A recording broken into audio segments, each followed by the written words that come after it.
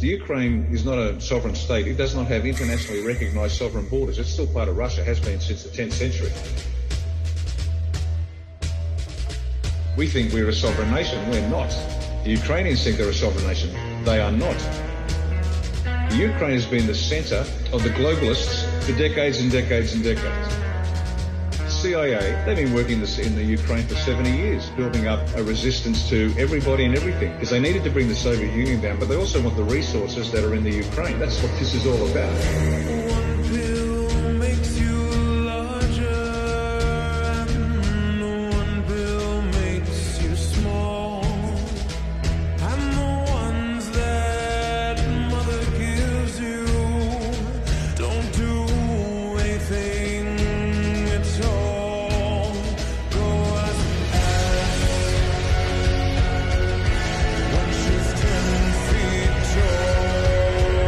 By Vlad Putin going in, he's cutting the head off the snake.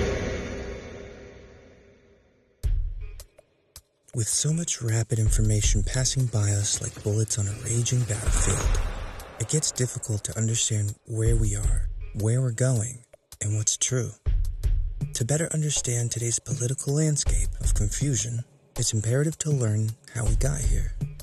We all know there's a plan for the elite of this world to puppeteer representatives of power into creating a new world order. And now is a time when things are shifting. There's going to be a new world order out there. And we've got to lead it. And we've got to unite the rest of the free world in doing it. We have a real chance at this new world order, an order in which a credible United Nations can use its peacekeeping role to fulfill the promise and vision of the UN's founders. There's a need for a new world order, but it has different characteristics. Never before has a new world order had to be assembled from so many different perceptions. The affirmative task we have now is to actually create a new world order. Yet, like any really good movie, the dark forces have to contend against the good guys. Darkness to light. It appears that this is the theme of our time. Pick up a Bhagavad Gita, a Bible, or any ancient spiritual text, and you'll find that evil has existed since the beginning of time. But how far back do we have to go in order to make sense of everything happening today? With the possible World War III looming, we have to understand the core of today's threat didn't start by Russia simply being power-hungry. It started a few thousand years ago, when Russia was Kievan Rus, and its leader, Vladimir the Great, and his father before him, defeated the Kabbalistic oligarch known as the Khazars. The Khazar kingdom was by far the largest of any nation in Europe, with approximately 1 million square miles. Today, this can be found on a map as contemporary Ukraine. Coincidence? Nothing is. Look around and you'll quickly see every political figure that is in support of Ukraine and that demonizes Russia are actually showing their true colors. They are making it known that America has been infiltrated by traitors, pedophiles, murderers, and thieves. And lucky for us, no coincidence that Russia's Vladimir the Great has got our back again.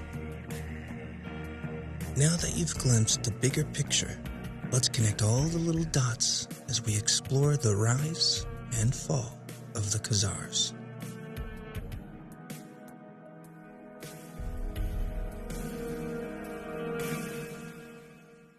Let's go back in time 2,000 plus years, when an incredibly evil society emerged in Khazaria.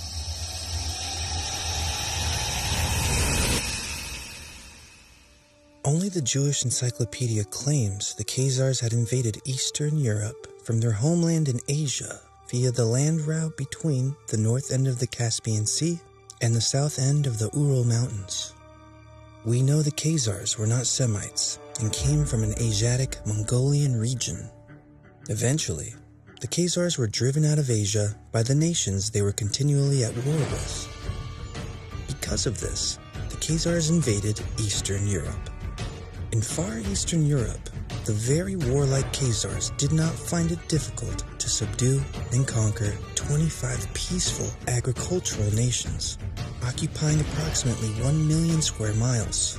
And in a short period, the Khazars established the largest and most powerful kingdom in Europe, and probably the wealthiest also.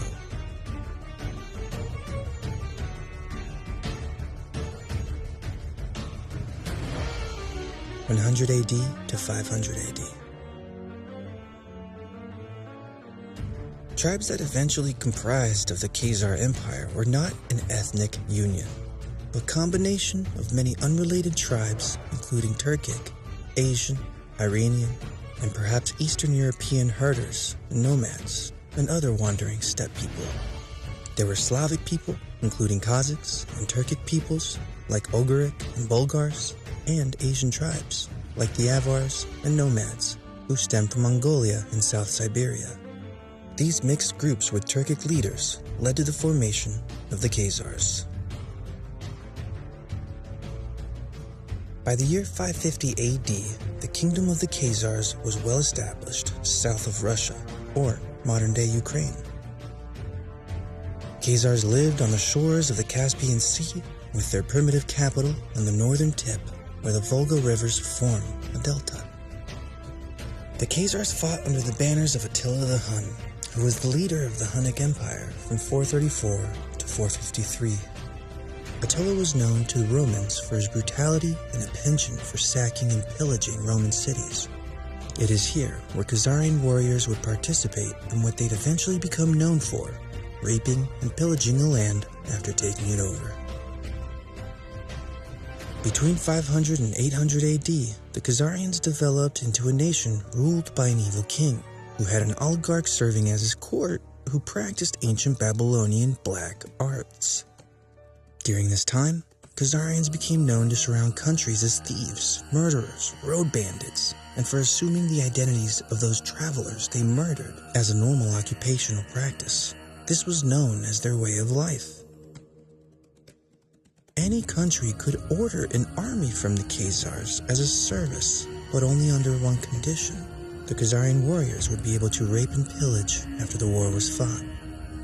This is why, in an effort to halt the wrath of the Khazarian warriors, the Persian king Kobad constructed a line of forts through the mountain pass to the Caucasus to guard against the invasion of the Khazars and other warlike tribes. That is also why the Wall of Derbent had begun construction to guard against the savage Khazars. With the Khazar streak of power, the Turkic Khaganate was formed, and the western portion included parts of the future Khazarian Empire. The Khazars dominated the Caucasian Crimean Goths and later occupied the Gothic capital Doros, and eventually the Khazarian Empire was formed. It is important to note that the Rothschilds claim to be Jewish, but are in fact Khazars from Mongolian Eastern Europe. Like Eisenhower, the Rothschilds have Asiatic Mongolian genes and not genes of Judaic people. The Rothschilds are like 95% of the Jews today and have Khazar genes and are now known as Ashkenazi Jews. But Georgia and Ukraine are 800 to 1,000 miles north of Palestine. Fact. Every prime minister of Israel has been a Khazar Ashkenazi Jew, with no connection to Semite people at all.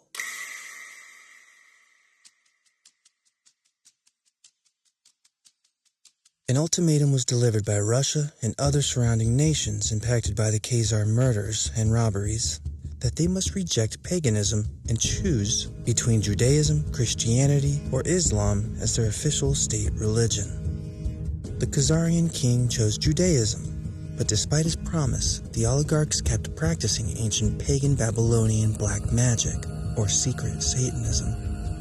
The king melded these practices with Judaism and created a secret satanic hybrid religion, derived from Babylonian Talmudism written by hired rabbis.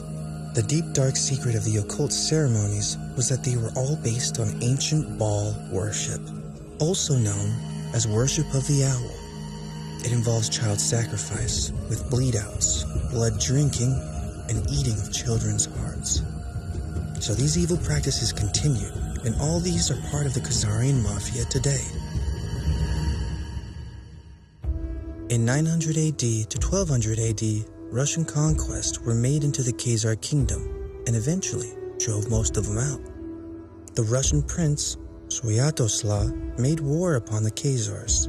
The Russians created the gradual fall of the Khazars, so in a matter of a decade, the Russians removed most Khazar presence.